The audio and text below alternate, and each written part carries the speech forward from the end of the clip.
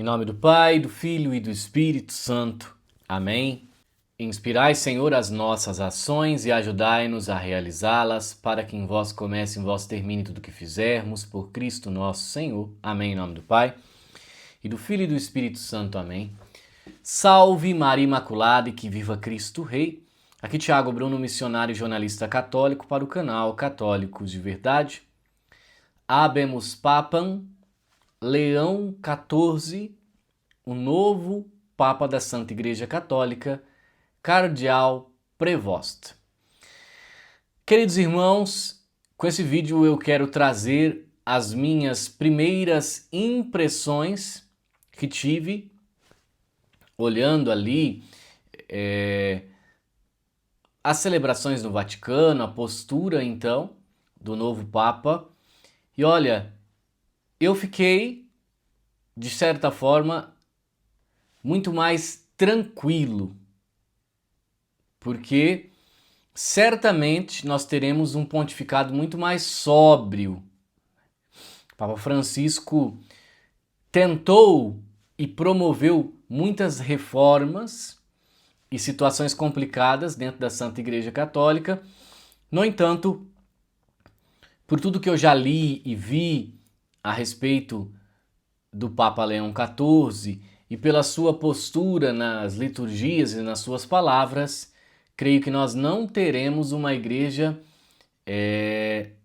digamos assim, que continue esta revolução que Francisco tentou fazer dentro da igreja. Teremos provavelmente um pontificado muito mais sóbrio e moderado. Enfim, nesse vídeo eu quero trazer também partes que eu achei importante, um vídeo de 9 meses atrás, em que o Cardeal Prevost, então como cardeal, diz algumas palavras a respeito do Espírito Santo, o Pai Nosso cantado em latim na missa hoje e também a sua primeira homilia. Então vamos lá, eu quero primeiramente colocar o vídeo em que o então Cardeal Prevost fala que o Espírito Santo nunca abandona a Santa Igreja. Vamos ver. But we as Catholics have always believed, and I firmly believe what Jesus himself said, the Holy Spirit will never abandon the church. Don't doubt that. The Holy Spirit was part, in some way, shape, or form. I wasn't there, but I truly believe that Pope Francis was elected by that College of Cardinals in 2013 because the church at this time needs Francis. At a different time, we needed Pope Benedict, and at a different time, we needed St. John Paul II, etc., etc. But the Holy Spirit will never abandon the church, and if we can live placing our trust in that, yeah, we might be shaken up a bit. We might need to ask questions, and there's a lot of people we can ask questions to, but we continue to walk placing our trust and our confidence in the Lord, whose Spirit is indeed with us. Agora eu também quero colocar hoje o Pai Nosso cantado em latim na Santa Missa, presidida então pelo Papa Leão XIV. Vamos ver. Receptis salutarebus moniti, et divina institutione formati, audiemus dicere.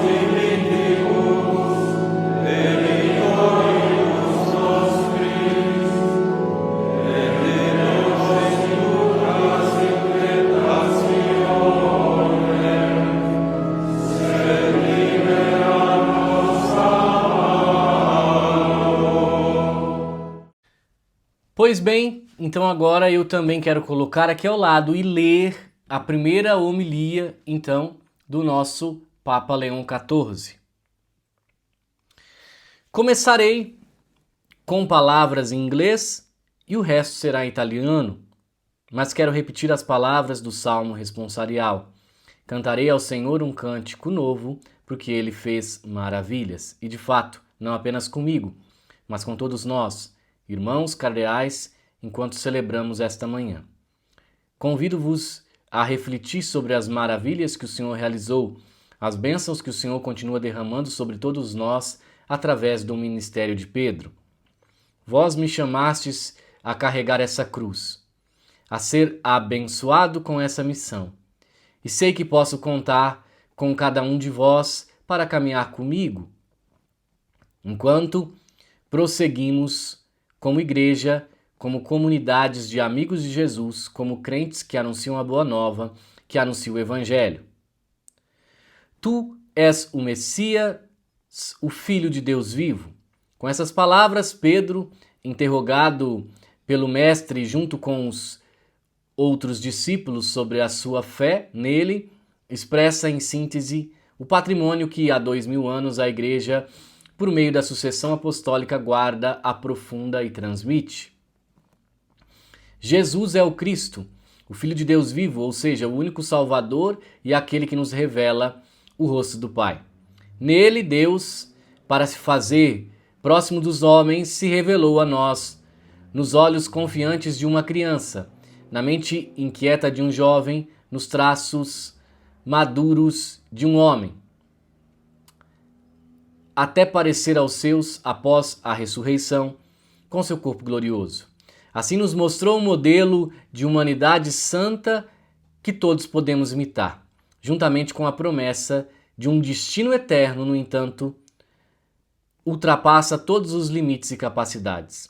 Pedro, em sua resposta, assume todas ambas dimensões, o dom de Deus e o caminho a ser percorrido para se deixar transformar, dimensões inseparáveis da salvação confiadas à Igreja, para que as anuncie para o bem da humanidade. Ele as confia a nós, escolhido por Ele antes mesmo de formados no ventre materno. Regenerados nas águas do batismo e além de nossos limites, sem qualquer mérito próprio, conduzidos até aqui e enviados daqui para que o Evangelho seja anunciado a toda criatura. De modo particular, ao me chamar, por meio do vosso voto, a suceder o primeiro dos apóstolos, Deus me confia esse tesouro para que, com sua ajuda, eu seja um fiel administrador. Em favor de todo o corpo místico da Igreja, para que esta seja cada vez mais a cidade posta sobre o monte, a arca da salvação que navega pelas marés da história, farol que ilumina as noites do mundo. Isso não tanto pela magnificência de suas estruturas e grandezas de suas construções, como os monumentos em que nos encontramos, mas sim pela santidade de seus membros, daquele povo adquirido para anunciar as maravilhas daquele que os chamou das trevas à sua admirável luz. Contudo, acima da conversa em que Pedro professa sua fé, há outra pergunta. O que dizem os homens? Pergunta Jesus sobre o Filho do Homem. Quem dizem que ele é? Não é uma questão banal, ao contrário. Trata-se de um aspecto importante de nosso ministério, a realidade em que vivemos, com seus limites e potencialidades, suas interrogações e certezas. Pensando na cena que estamos contemplando, podemos encontrar duas possíveis respostas a essa pergunta, que delineiam duas atitudes. Primeiramente, está a resposta do mundo. Mateus nos diz que a conversa entre Jesus e os seus acontece na bela cidade de Cesareia de Filipe, rica em palácios luxuosos, em um cenário natural encantador, aos pés do Hermon. Mas também sede de círculos cruéis de poder e palco de traições e infidelidades. Essa imagem nos fala de um mundo que considera Jesus uma figura de pouca importância. No máximo um personagem curioso que desperta admiração com seu modo inusitado de falar e agir. E assim, quando sua presença se torna incômoda pelas exigências de honestidade e moralidade, esse mundo não hesita em rejeitá-lo e eliminá-lo. Há também outra possível resposta à pergunta de Jesus, a do povo simples. Para eles, o Nazareno não é um charlatão, mas um homem justo, valente, que fala com sabedoria e diz coisas corretas, como os grandes profetas da história de Israel. Por isso seguem, ao menos até onde isso não implicar grandes riscos ou dificuldades, mas o consideram apenas um homem e por isso, no momento do perigo, durante a paixão, também eles o abandonam e se vão desiludidos. Chama a atenção a atualidade dessas duas atividades. Ambas expressam ideias que podemos encontrar facilmente, talvez com outra linguagem, mas idênticas em substância, nos lábios de muitos homens e mulheres do nosso tempo. Hoje, também há muitos contextos em que a fé cristã é vista como um absurdo, algo para os fracos ou pouco inteligentes, contextos em que se preferem outras seguranças em vez das que ela propõe, como a tecnologia, o dinheiro, o sucesso, o poder ou o prazer. Falamos de ambientes onde não é fácil testemunhar e anunciar o evangelho, onde o crente é ridicularizado, dificultado, desprezado ou, no máximo, tolerado com compaixão. Justamente por isso, são lugares aonde a missão é mais urgente, pois a falta de fé muitas vezes traz consigo dramas como a perda do sentido da vida, o esquecimento da misericórdia, a violação da dignidade humana em suas formas mais dramáticas, a crise da família e tantas outras feridas que causam um profundo sofrimento à nossa sociedade. Também não faltam contextos onde Jesus, embora admirado como homem, é reduzido a uma espécie de líder carismático ou super-herói. E isso não é só entre os crentes, mas até mesmo entre muitos batizados, que assim vivem nesse aspecto um ateísmo prático. Esse é o mundo que nos foi confiado, no qual, como tantas vezes ensinou o Papa Francisco, somos chamados a testemunhar com alegria a fé em Jesus Salvador. Por isso, também para nós é essencial repetir: Tu és o Messias, o Filho de Deus vivo. É fundamental fazê-los antes de tudo em nossa relação pessoal com Ele, no compromisso com um caminho de conversão diário, mas também como igreja vivendo juntos na presença do Senhor, levando todos a boa nova. Digo isso, antes de tudo por mim, como sucessor de Pedro, enquanto inicio minha missão como bispo da igreja que está em Roma, chamada a presidir na caridade a Igreja Universal, segundo a célebre expressão de Santo Inácio de Antioquia.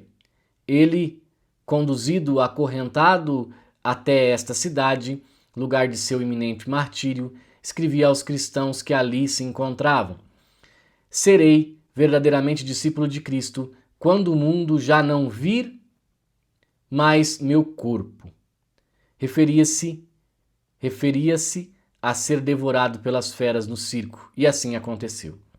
Mas suas palavras evocam, no sentido mais amplo, um compromisso irrenunciável para qualquer um que exerça um ministério de autoridade da Igreja: desaparecer para que Cristo permaneça, diminuir para que ele seja conhecido e glorificado, gastar-se até o fim para que ninguém deixe de ter oportunidade de conhecê-lo e amá-lo.